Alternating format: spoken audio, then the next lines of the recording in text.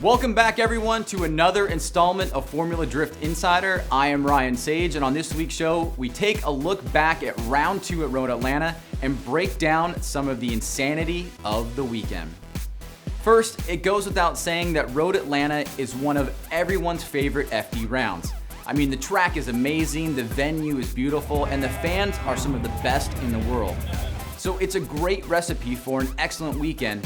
But as history has shown, Road Atlanta also has ingredients to make it a wild ride in more than one way. First, let's start with the rain.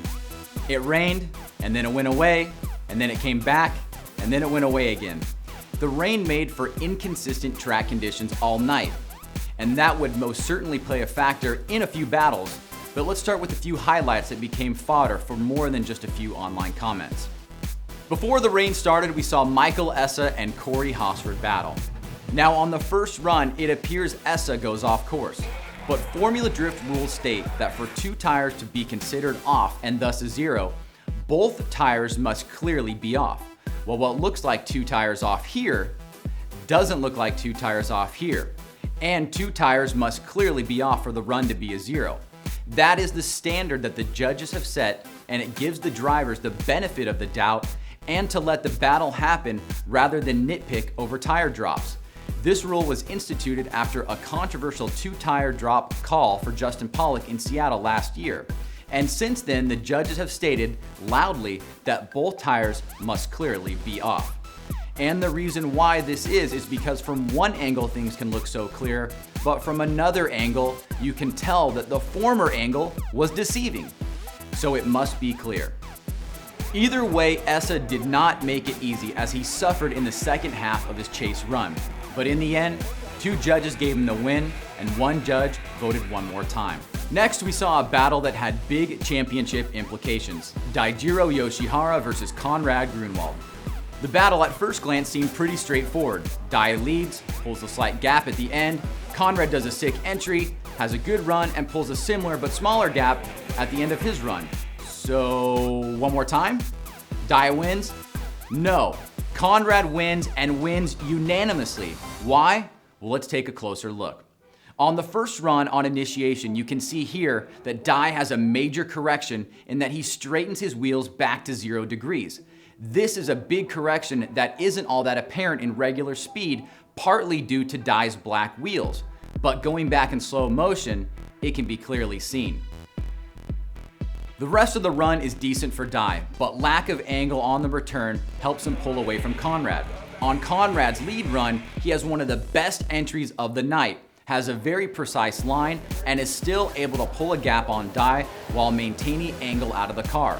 Contrasting the runs from both drivers in detail make this call much easier to understand. Conrad wins.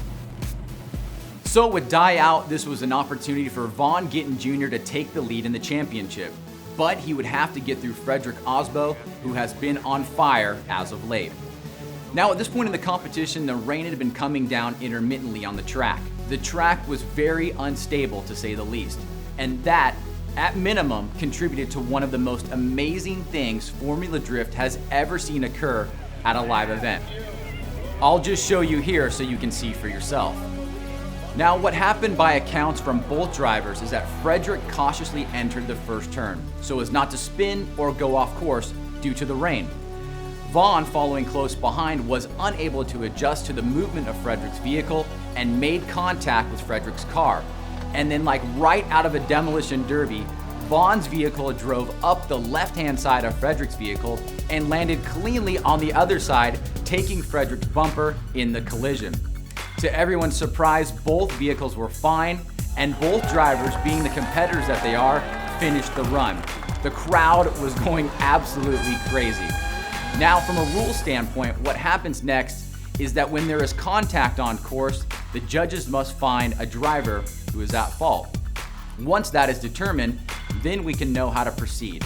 The judges gave fault to Vaughn, and so Frederick, according to FD rules, had as much time as he needed to get the car back to the line. After a short while, Frederick's team got the car back to the line, and off we went again. This time, all Frederick had to do is not zero in the next run, and he would be the victor.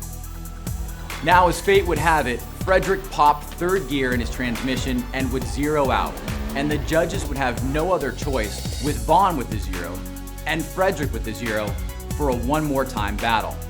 Sadly, we did not know that Frederick had popped third gear independently of his wreck with Vaughn at the time, and so it was thought that there was still damage to his car that caused him to zero. This in fact was not the case, and it goes to show us all why having the correct information is of utmost importance in our quest to be accurate in reporting what takes place in the competition. Even if Frederick's car did have sustained damage due to the wreck, according to FD rules, the driver not at fault gets as much time as they need to fix the car, unless it is not drivable. So that means it is expected that a driver who fixes his car and comes back to the line has a car ready for competition. Vaughn would go on to beat Frederick and would set up a huge opportunity for him to pull a points gap on Daijiro Yoshihara. Meanwhile, with all this chaos going on, there were two drivers that were dominating their sides of the bracket, and those drivers were Daigo Saito and Darren McNamara. Lots of people are starting to say that this is D-Mac's comeback season after last year's hard wreck at Long Beach essentially shut him down. This year, he is showing signs of brilliance and reminding people just how great of a driver he truly is. He was able to mow through Odi Bachis, Ryan Turk, and the surging Michael Essa all the way to the finals. Meanwhile, Daigo Saito got through Forrest Wang, Kyle Mohan, and then eventually he beat Vaughn Gittin Jr. to meet D-Mac in the finals. Vaughn Gittin Jr. versus Essa for third place wasn't much of a battle, as Essa made a huge mistake in the chase part of his run, giving Vaughn an easy victory. Meanwhile, in the finals, it was a bit of the same. As Darren was chasing down Daigo Saito, he was blinded by smoke that caused him to lose focus for just a split second, and he ended up hitting Daigo from the rear and eventually giving Daigo his first win of the season. Overall, it was another amazing event for Formula Drift. The fans came out in droves despite the rain, and the competition was certainly a session we will never soon forget. For the championship, we see Vaughn Gittin Jr. jump to an early season lead, with Daigo Saito in second and Darren McNamara in third. Daijiro Yoshihara falls all the way back to fifth. As for the Manufacturers Championship and the Tire Championship, both Ford and Falcon are still on the top after 2 rounds.